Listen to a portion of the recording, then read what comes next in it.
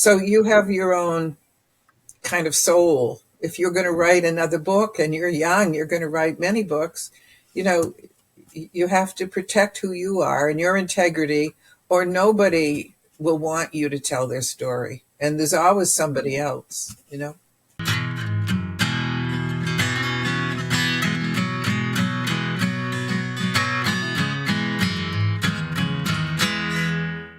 Hey, welcome to 10X Your Team with Camden and Otis. We're a father-son leadership podcast where we talk with other lifelong learners about making an impact and solving big problems. And life is one big problem. Or as I was talking with a bunch of soon-to-be veterans this morning, it could be one big opportunity. It's all about how you look at things, right? That's right. Oh, yeah. Everything is a choice, and there can be, if you choose, there can be opportunity in everything. Or you can be a woe is me, life sucks, and I don't have any fun. But I can tell you this, even though I may go through periods where I think that, I know that everybody right here on this show ain't thinking that right now. Isn't that right, Camden?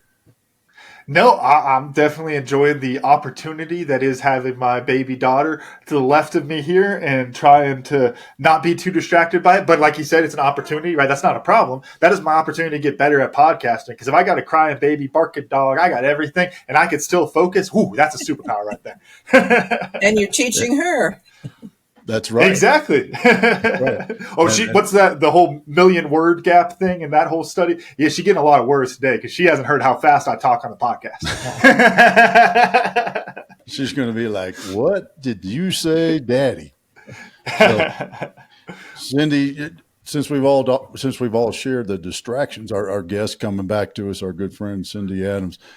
You got any distractions hidden back there in the back that might pop up and I mean, dinner cooking or moving the time from 3:30 to 4:30 took care of dinner. I can do that after. And the UConn women play for the Sweet 16 tonight at 8. And so I definitely have to be finished by then. But there's nothing else that's likely to happen today that I know of. I don't know if they broke a record the other night, but boy, they sure put some numbers up.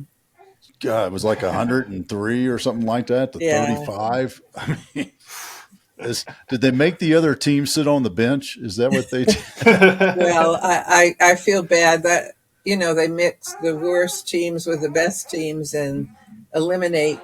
It doesn't always work that way, the way they thought it would, but it makes it tough for a team that hasn't had a lot of experience to be up against UConn women. Oh yeah. For every one of those, the 16 seeds or 12 seeds, whatever, that has that perfect mix of 5 players that are all playing together for 4 years and they're just primed to go make those upsets. There's also ones that just had a good year. They are not primed for those upsets. Yeah. They're not ready. And of course that's true with women because the women usually stay for 4 years. Mm-hmm. Oh yeah. Very, very, very true on that. Wow. I was trying to think, how the hell am I going to segue this? I can't segue women's basketball staying for 4 years. I also wrote this book.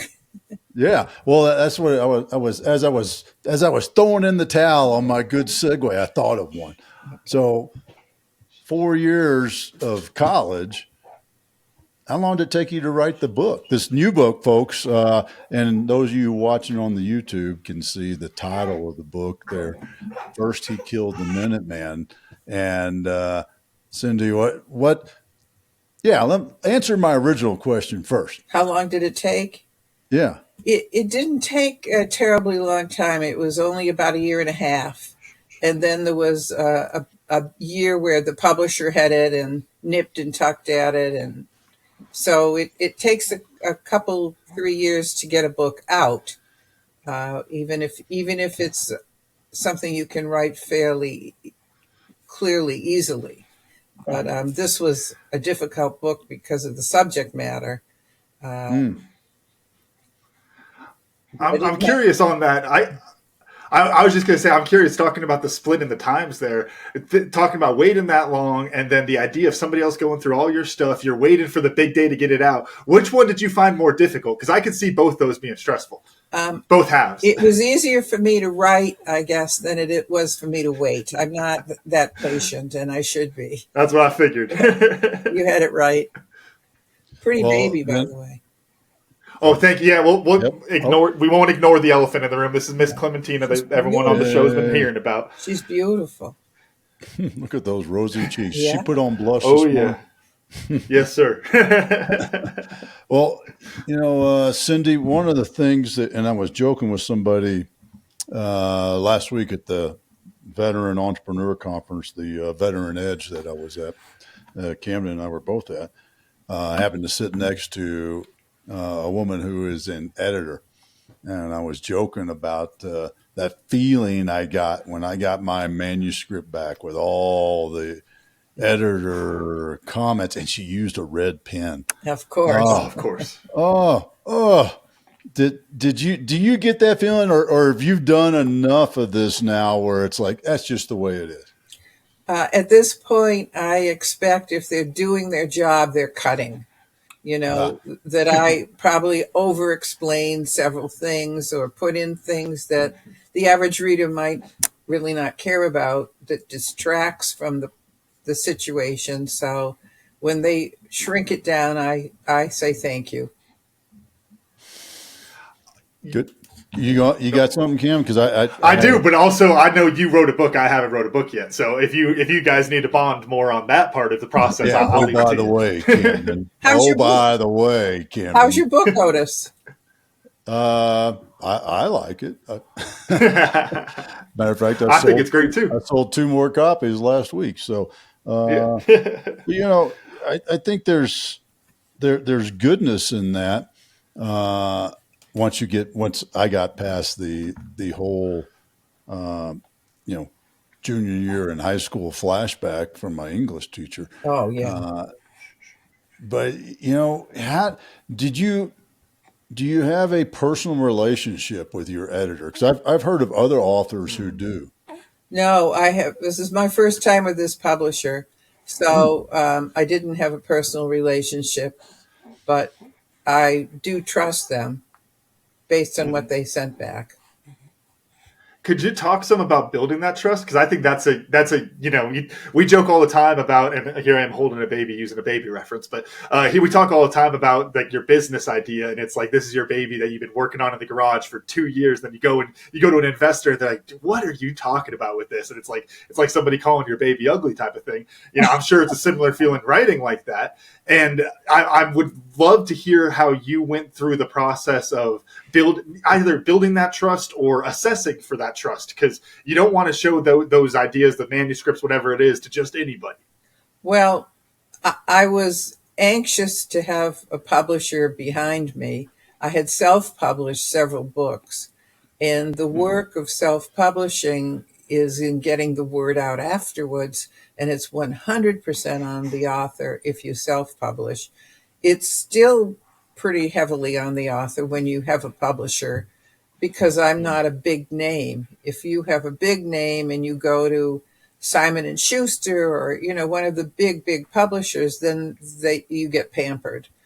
I didn't get pampered, but I'm hoping Nor they'll did I can pamper tell me you with the that. next one. But the key for me was writing a book that is a popular subject area, and that is true crime, because people like to read true crime. And when I wrote about World War II, I'm still struggling to get that book some action.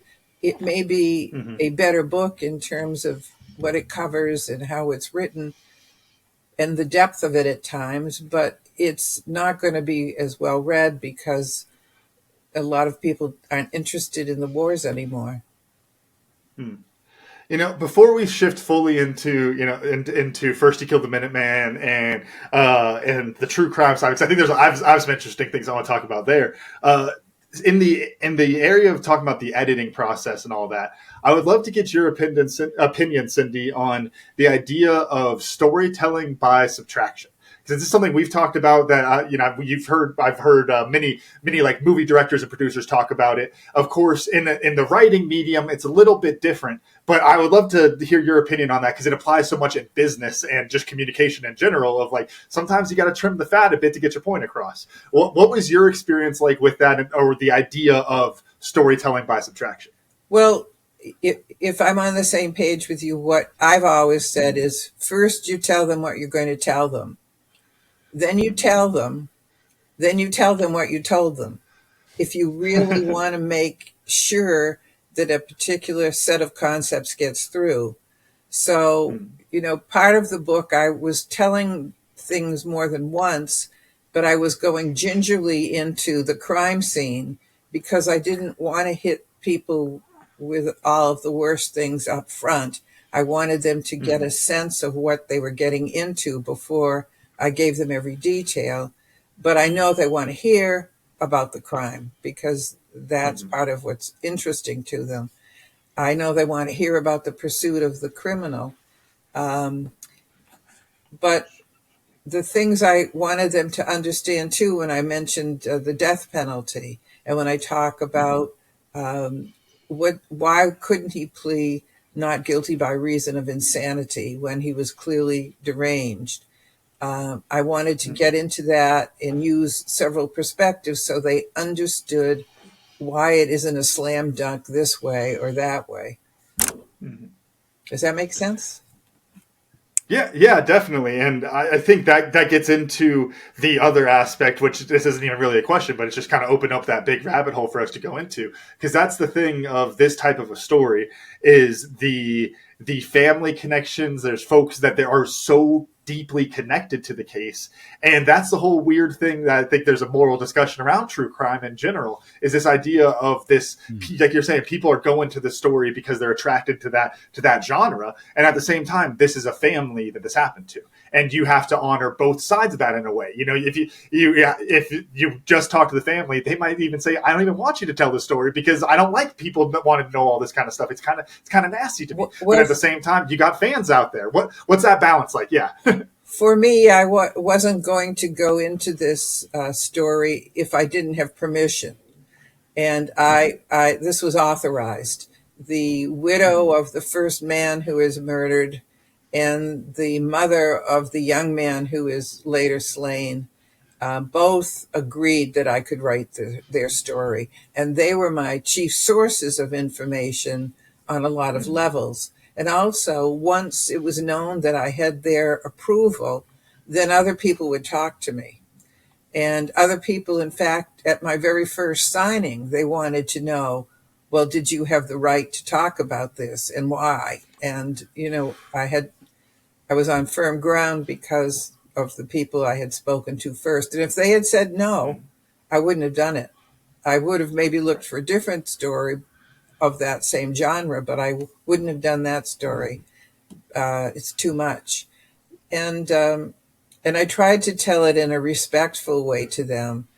There was one publisher who was interested in my story on the face of it, but when he read it, he said, why are you describing the houses in Willington? Why are you talking about the quaintness of the town? What are you doing telling us about the stream that ran near the place where the murder occurred? He said, my readers don't want to hear that. They just want to hear about the gory stuff. And I said, well, my book isn't for you. I'm very sorry to lose a potential publisher, but I can't give you the book because it's not going to live up to your needs or expectations. So you have your own kind of soul. If you're going to write another book and you're young, you're going to write many books, you have to protect who you are and your integrity, or nobody will want you to tell their story. And there's always somebody else, That's a great point. And now I can't remember the name of the movie.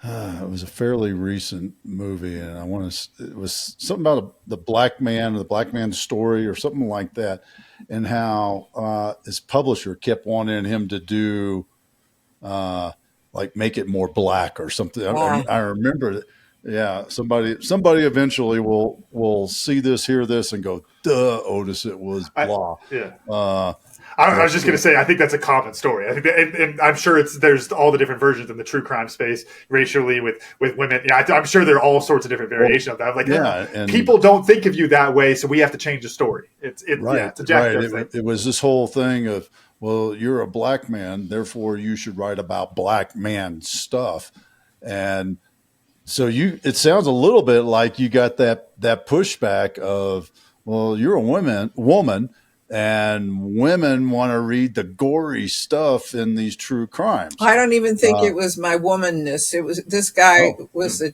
tough customer. He just liked to publish black books, if you know what I mean. And I don't mean to use black as a racial term, but dark, sinister, the horror end of things. And I didn't realize that was his exclusive purview, or I wouldn't have even sent it to him, But I thought, here's somebody who does true crime. I'm trying to find a true crime publisher. Will it work? It wouldn't. So how did because the research on something like this is much different than, just sitting down and writing about something you inherently know, and or even, reading a couple of history books because it's so recent. Right. How did you change your whole methodology to fit that? It was a whole different routine. My husband and I had been out walking in this town the morning the crime was committed. We were walking on a dirt road because we were looking for dirt roads. It was in the beginning of COVID, and I didn't want to wreck my knees anymore on a harder street. But as we were exiting our truck with our dog, taking him with us, the radio came across with a bulletin, a frightening bulletin about this murder that had just been committed in Willington, Connecticut. And we went, literally, holy smokes, we're in Willington, Connecticut. And they said the perpetrator had escaped and they didn't know where he had gone. And we were in the most isolated place, I swear, the GPS could ever have found in that town. Nothing but trees around us. There was a power line, and when we got to the top of a little knoll, there was no tree in sight. We turned around and we ran back to the truck and got in it and said, thank God, let's get out of here. And that's what we did. But that got us started. And after that, I immediately followed all the news, since this was big news because he disappeared for a couple of days, then went on to do another crime about an hour away. Then he killed somebody else, kidnapped a young woman, and took her across several state lines before, at the end of 6 days, he was finally caught. But during that time, the story was raging, especially in our part of the world, little northeastern Connecticut, which doesn't have that kind of crime very often, which everyone says, but, until then, we hadn't thought about this kind of a thing. And I followed the news. I didn't know at that time I was going to write about it. I just wanted to know about him because we had been so frightened by the very incident that he had committed there. And it was several months later that I started thinking maybe I could write about it. There were things on YouTube about him. There were things on YouTube about the man he had first murdered, who was a wonderful craftsman who made beautiful furniture by hand.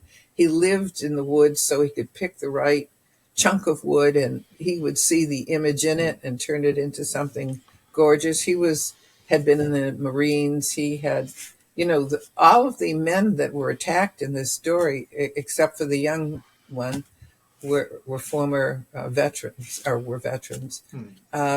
So, there's a lot in there that doesn't make sense. But he wasn't making sense. He was a former football player, and he was hyped up on his adrenaline and his mental illness and in a manic state, and he just wasn't controllable by himself or others. But I followed the story, and it was on the 3rd anniversary of the murder that his sentencing was to take place. And that brought up all the stories again. And that's when I said, gee, maybe I will do something about this. And I went to court with the permission of the widow. And she said, yes, I was allowed in because they were trying to keep crowds away. And I went in. I got to see her. She got to see me from a distance. I got to see all the people who'd given testimony, giving their last testimony to the judge, because this was a sentencing hearing. And the perpetrator was there. So that was my first look at him in the flesh, not just on, YouTube or something. And it was very stimulating in terms of wanting to write down what I was seeing, what I was hearing, what I was picking up from the head nods between people who looked like they would be approachable so that I might speak to them later. And, it was working my way in gently, asking people for permission to interview. And then in several cases, I didn't get it. Somebody didn't want to be interviewed. And I knew from what they had been through that they might have been in such a traumatic condition still that I shouldn't push. And so I didn't. But I would try 2 and maybe 3 times. And then I wouldn't knock on the door. I would send, emails or leave a phone message and hope for the best. I think that this might be interesting to you, Cindy, or the segue of this connection here might be interesting, but what comes to mind for me is the same type of thing we talk about in leadership about like being how people don't want to be the salesman and all that kind of stuff. But it's like, well, you have to sell the vision of success to your team. That is your job as the leader. You in that situation, you're talking about you're selling them on trust that you'll do justice to the story, that you're not just going to go run off and do some podcast and talk, make things up just to be salacious and all these kind of things. There's elements there that you're still selling them on that relationship with you. Could you talk some about that? I think that's interesting. Well, I wanted them to be sure that I wasn't going to be abusing the privilege of their information. And that's why I couldn't give that publisher who wanted the bad stuff and only the bad stuff. I couldn't give into that because I would have been breaking the trust. And then they would have no reason to ever speak to me again or to be behind the book as they are now, or any of those things. And I had my own integrity in mind. And I've lived in this community I'm living in now for a long time. And my husband and my son, we have family connections all over the place. So being honest. How did you build that trust then? Yeah. What was the process like to kind of build that? I schlepped it. I mean, in the beginning, I didn't know what I was doing. I was just trying to be an honest person. And I taught at the University of Connecticut, which has a little bit of maybe not prestige connected to it, but, they think of you as credible. And I had more than 30 years of a private practice on the side, worked at some behavioral health institutions. So all along there, I was putting myself on the line as a credible therapist. And hoping that I lived up to that I never let a patient down, that I didn't give somebody advice that cost them too much. It's just a matter of who you aim to be. And if you have a good role model like your dad, and, you use the word ma'am, I mean, you appear to be a very honest young man and somebody who I would trust to rock my baby. And it's a nice picture of this is a credible, trustworthy person. And he's not going to do anything sleazy because he doesn't want that associated with his name. And if he tells you, I'm going to honor your family when I write this, then do it. And he'll do it. And so I think it was, just building on what would I want if, God forbid, the tables were reversed. How would I have wanted to be approached as a widow? How would I have wanted somebody to react to me? And actually, I feel very friendly with both of the women who've been through so much. But the widow happens to live close by, and I get to see her a bit more. So things, maybe it's not ethical or as ethical to become a friend with the person you're interviewing, but this wasn't a news story. This was a life story. Does that make sense? And yeah, definitely. And I didn't offer them inducements. Like, I am splitting the profit of the book with these two women who lost a person in this crime. But I never told them that till I was through writing, because I didn't want them to feel as though they were selling their story. They aren't. They didn't. I offered it at the end, and that's what I'm doing. I started an LLC, so every nickel that comes in goes into that LLC, and there's a paper trail, and it'll be all above board. I'd like to ask you to put on your other hat, your psychologist hat. Okay. Because go grab it. I was looking for it. If you're in the truck, get home and watch this, because Cindy's looking around for her psychologist. I just like a little humor now and then. Oh, that's classic. Cindy, what do you think I got all these hats behind me for? I do the same thing. Somebody said, put on your coach hat. It's like, all right, well, I see them up there. They're pretty. No, what I'd love to hear your thoughts on is why are we drawn to these kind of stories? What's the human nature thing that's going on there? Well, part of it, of course, we're so much into movies and television and things like that. And those episodes we watch, they take us away from our daily life. And I don't know how you feel about politics, but let's just say in general, politics may have been a little rough of late, and maybe for more than just a little bit. And if you can distract yourself with somebody else's story, somebody else's problem, for a little while you have a vacation from the things you're worried about.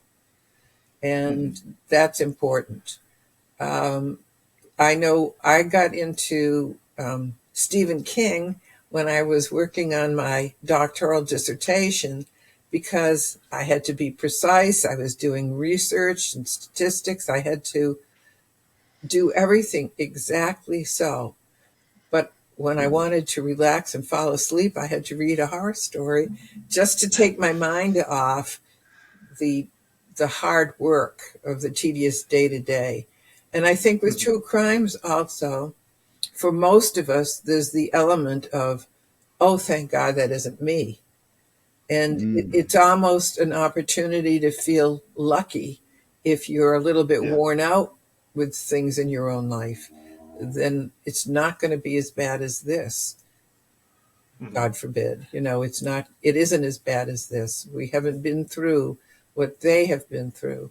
And so, but we're interested. We want to somewhat be on our guard, and somewhat be protective of them if we can be. And inside, there's a little voice that rejoices that it wasn't you,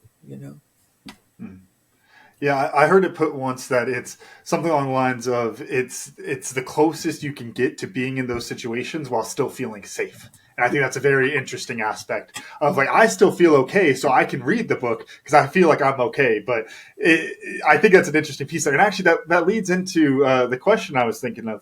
I heard this example the other day on a podcast. They were talking about, and I can't think of the name of the movie, but there's been a handful of like action adventure movies out of Bollywood that have broken out a little bit and got a little bit more international, even here in the U.S.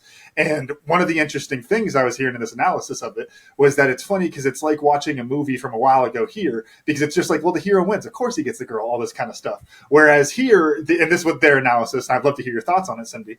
They were basically saying, whereas like here, a lot of us have things pretty good, so we need to go read the true crime story because it's like we need to feel that threat or something along those lines. Whereas when things aren't that great, you're like, no, he better win. He better get the girl. Everything better work out. Otherwise, why am I watching? I don't want to be sad. I'm already sad. I would love to hear your thoughts on that little bit of psychological effect there. If I understand you correctly, you're saying that in the old days, we wanted a happy ending, and because life was pretty tough for a lot of folks. But Exactly. nowadays, a lot of us are have plenty to eat. We have a decent home. Everything's going okay. We can drive the car of our choice pretty much.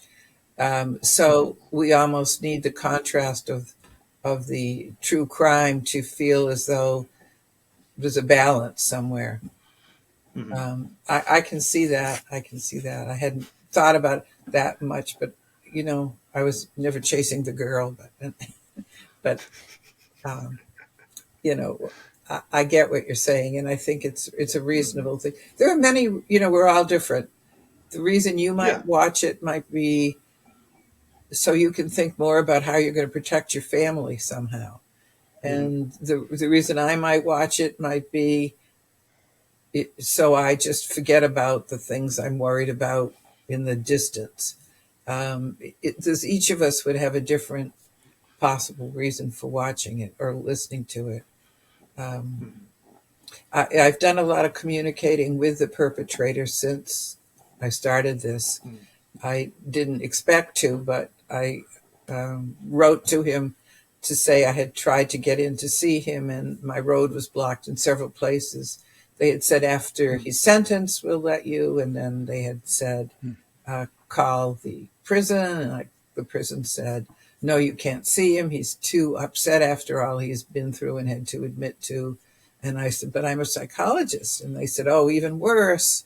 We don't, we don't want you near him. So I elected to write and see what happened, and he did write back, and then we wrote Hmm. back for a couple of years here. And Can I ask specifically what it was like getting that first letter? Because that's darn close to a horror movie right there. You open up the mailbox like, ooh.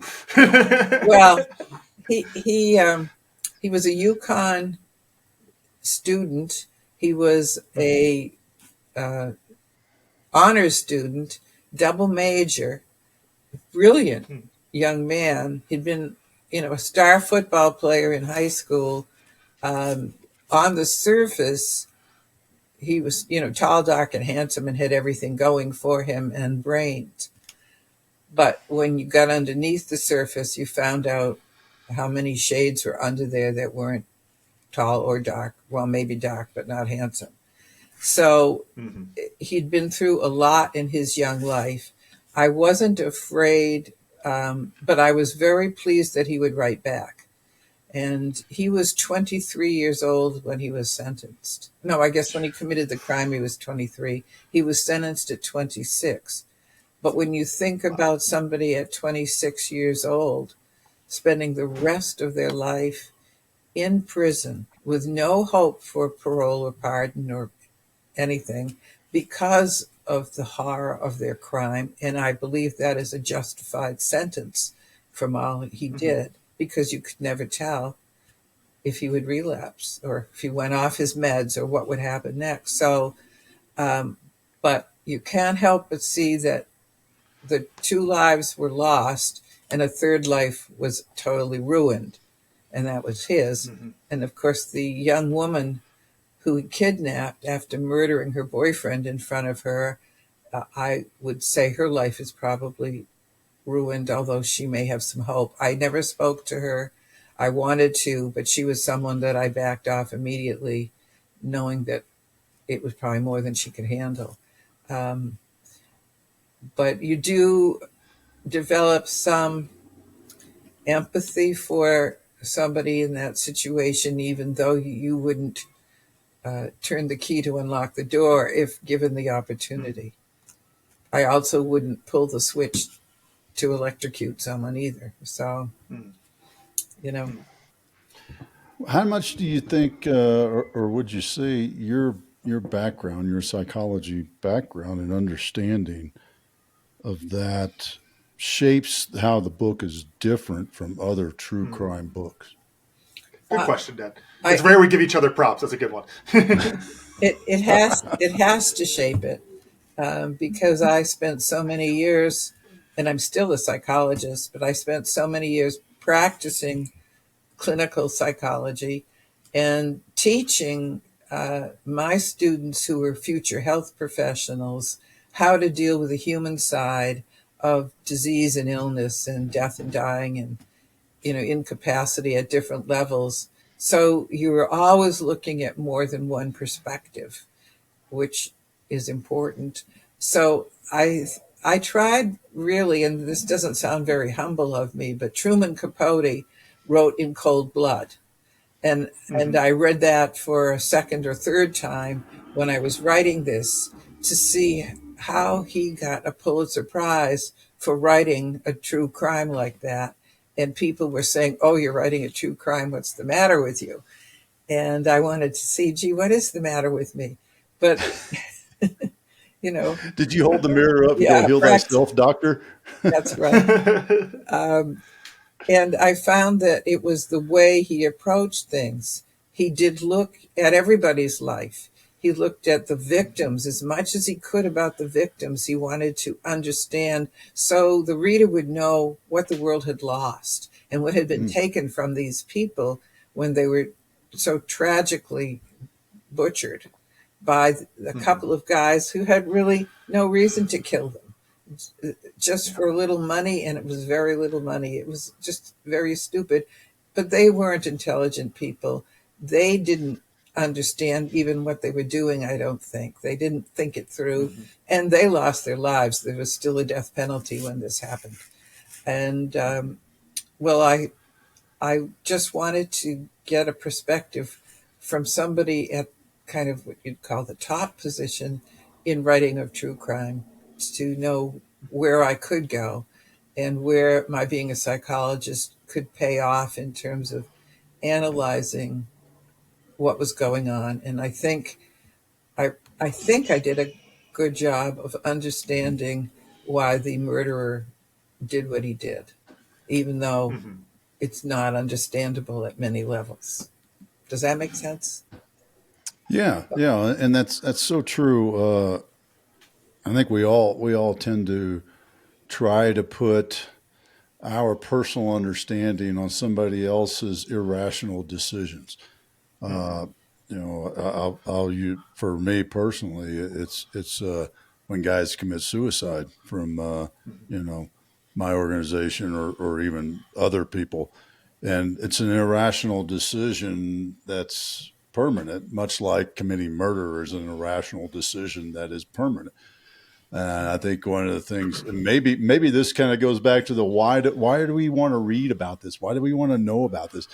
It's that trying to understand that what went wrong and how do I stop myself from doing it, going down that path. Maybe there's some of that. What's your thought on that, Cindy? Oh, go ahead, Kim. To add a layer there, I was going to say it's kind of like you're joking of the "doctor heal thyself" thing.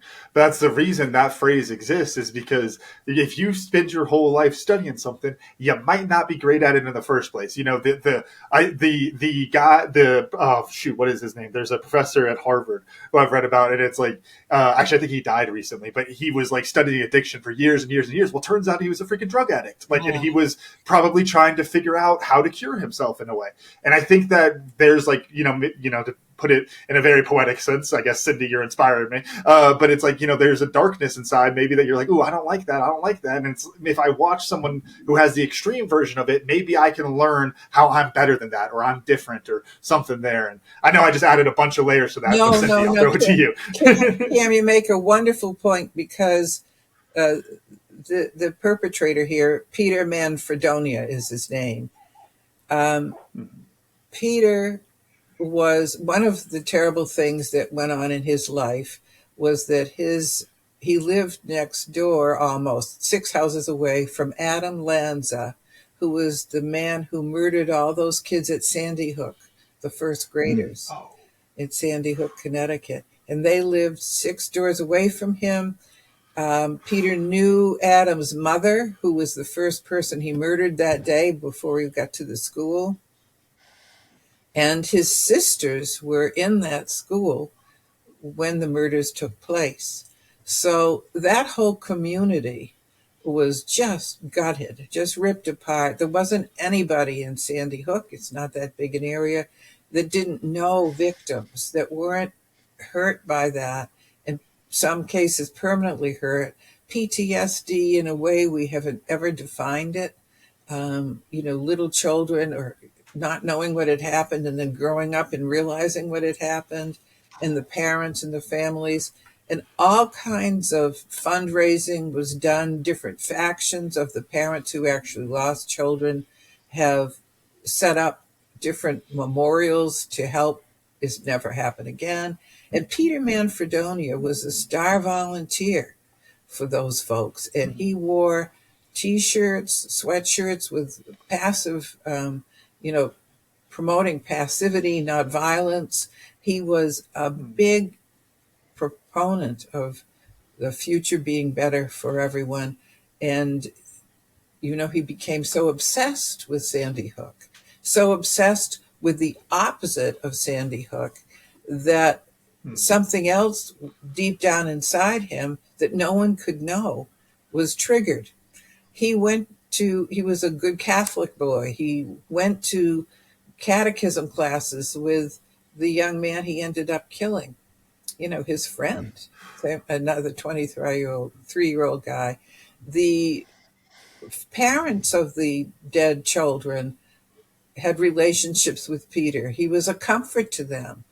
He was just absolutely the opposite of the kid you would think would grow up and go into this kind of a frenzy, a murdering frenzy. But so that darkness is there. Do you ever watch Dexter? Have you ever heard of that show? I've heard of it, but I've heard it's really good, but I have not watched it. I like that show, but he's carrying what he calls a dark passenger, and he has a very strange way of dealing with that darkness. I'm not promoting that in any sense, but it talks to your question, Cam, in a different view.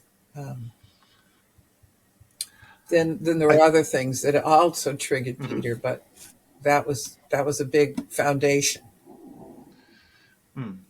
I would love to hear in your perspective on, you touched on this a little bit, but I think we talk about in business and the idea of like the shiny object syndrome.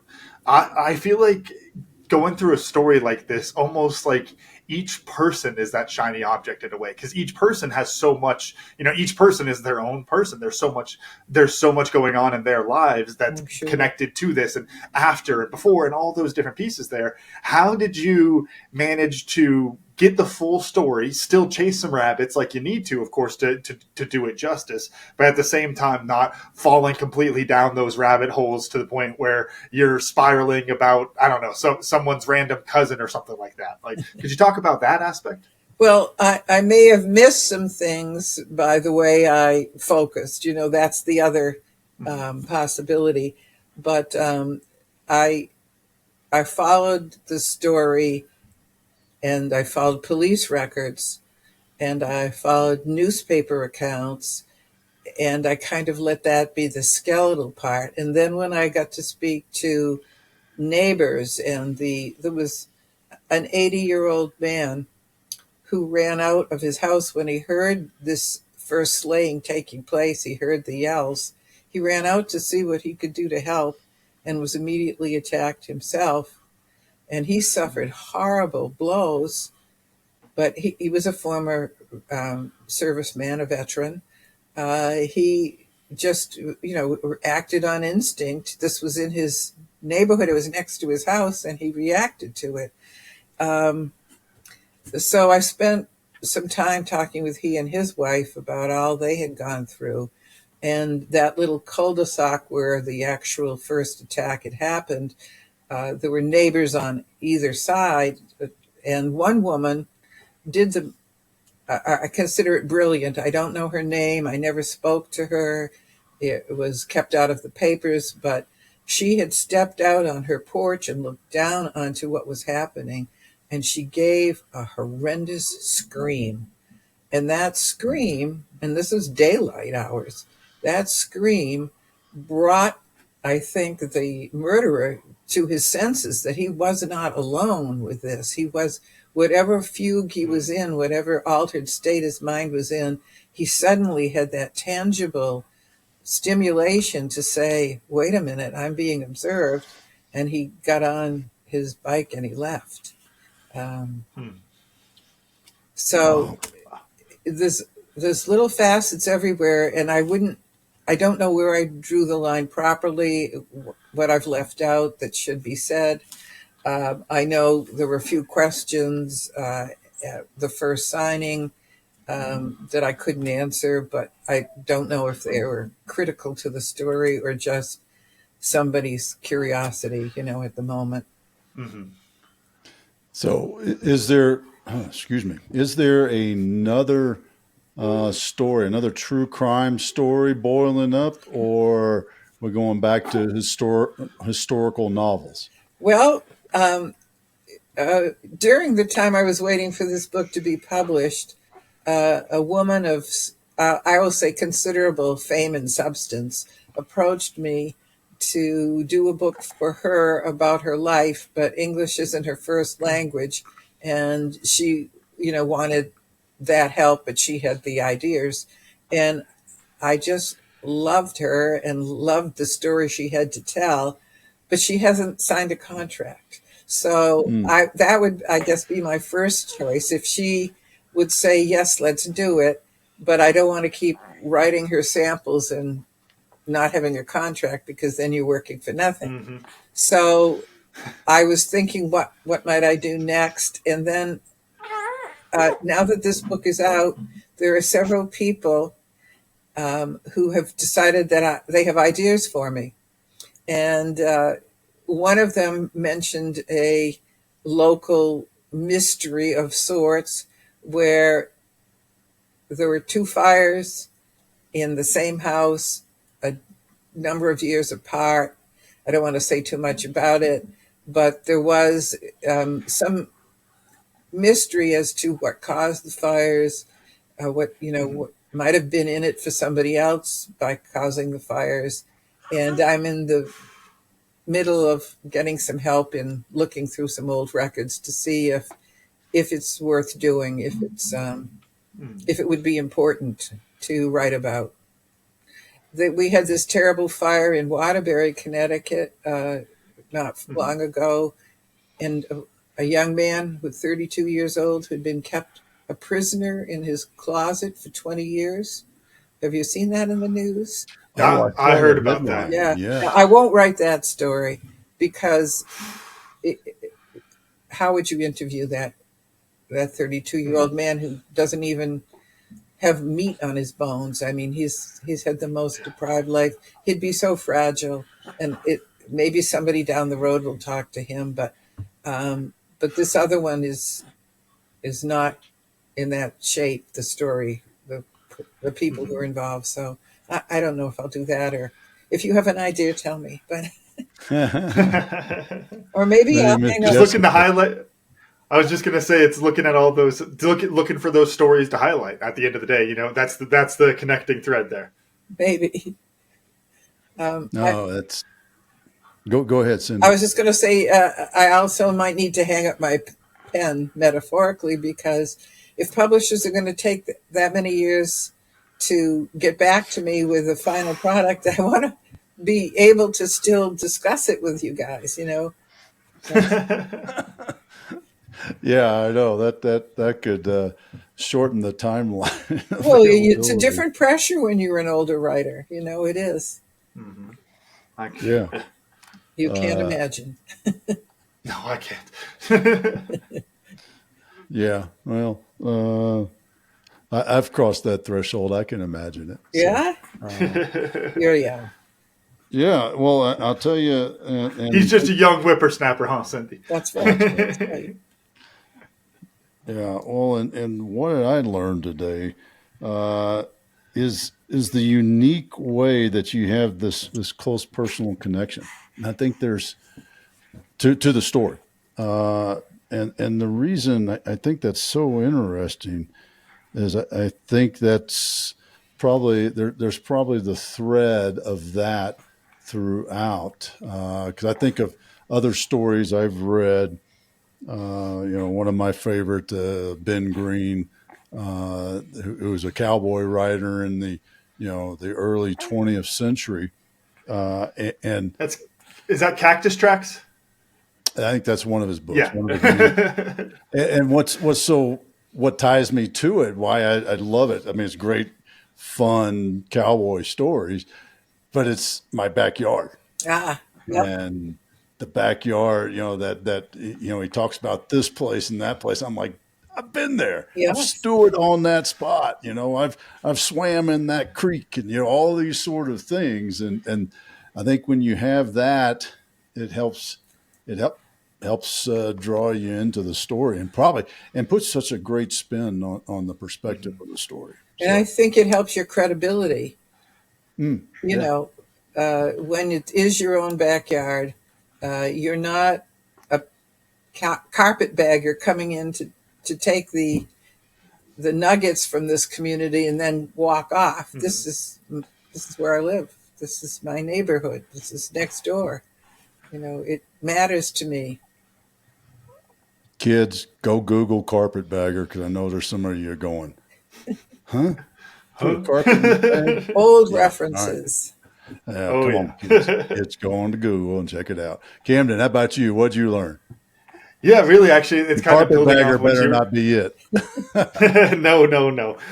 But no, really, it's kind of building off what you were saying there. I think, I asked a few questions that, again, they feel kind of weird, but the truths are there of it's the mechanisms that we talk about inside of leadership and inside of business are really the same kind of mechanism that you see there. And there's a lot of lessons to be learned. And it's the importance of not staying in just your zone and, breaking out and learning from other industries and those kind of things. Because like what you're talking about there, it makes me think of the reason that, first He Killed the Minuteman is going to connect with folks is not just because not just folks in that community who go, oh, Cindy understands us. She understands the community. When you choose to tell an individual story and you choose to intentionally share the detail that makes it so individual and so specific, what happens is I'm in Tucson, but I see Tucson in that city and I see myself in a character. And that's what happens when you're able to properly tell a good story. Like I know you can, Cindy. And when you do that, you connect to other folks. And again, going back to the business lessons, that's just marketing too.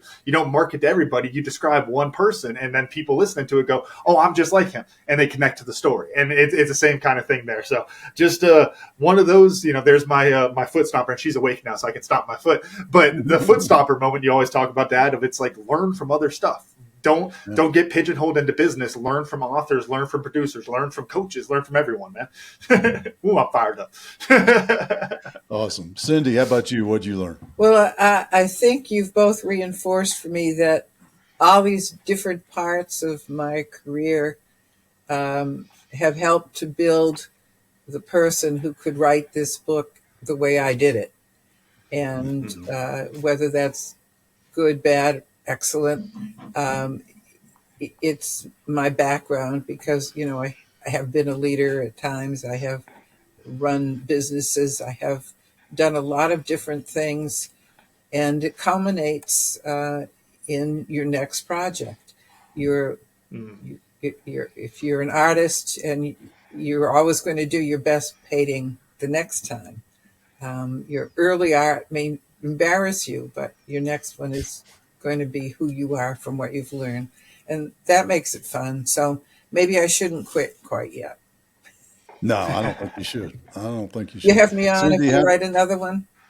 Say again? You have me on if I write another one? Oh, 100%. 100% we will. Miss Klim will be asking questions on that one too. Yeah. I'd like to have her ask questions. Yeah, that would be. She's got a lot of interesting thoughts. Look at her furrowing that brow. Hey, hold on. Time out there. There's a genre I've never seen, true crimes for little kids. But if you could write it in the cookie jar true crime, who stole the cookie from the cookie jar sort of thing. Oh, I see. You saved your idea then. Cindy and I are both like, what? But okay, cookie jar. I'm back on board. I'll take my 5%. Well, I appreciate you very much doing this, and you were great interviewers. It was relaxing and fun, and you seemed to have integrity, and I really appreciate it. Well, thank you. Cindy, how do folks follow you and, more importantly, or just as importantly, buy the book, learn about it? Learn about that story. Well, I'll make it simple because everyone probably knows Amazon.com, and you just put in the name First He Killed the Minuteman, and the book will pop up because it just came out the end of January, so it's still hot. My name on the book is Cynthia Herbert-Bruschi Adams. I honor my maiden name and my mother's maiden name in my writing name. But Cynthia Adams will get you there too. So Amazon, Barnes and Noble has it. If you live up near me, several shops have it. In New Hampshire, there's a wonderful bookstore called Gibson's. They have it. And I'm talking to other stores now who will pick it up as an indie kind of book. But my website is getbooksbycindy.com, which is pretty easy to remember. And getbooksbycindy.com, if you go to my website, you can see everything I've written. And there's even a way to go right from the site now to Amazon if you want to. So That's awesome. Thank you. Oh, Thank you thank for you. that. Getbooksbycindy.com. That's Love right. that. Love that website. Well done. Well done. Cindy, thank you so much for spending time with us today. Thank you very much. Good luck with the Camden. baby. Camden, run us out. All right, Clem, help me out on this one as she eats my pinky. Thank y'all for listening to today's episode of 10X Your Team with Cam and Otis. And a special thanks to our guest, Cynthia Adams, for joining us today and sharing her story. And remember, you can watch full episodes of the show on YouTube at 10X Your Team. And if you enjoyed today's episode, please make sure to pass it along to other lifelong learners in your tribe so that they can enjoy it too. Follow us on Facebook, Instagram, and LinkedIn. As always, the full archive of episodes available at www.10xyourteam.net. Thanks again, and we'll see y'all next time.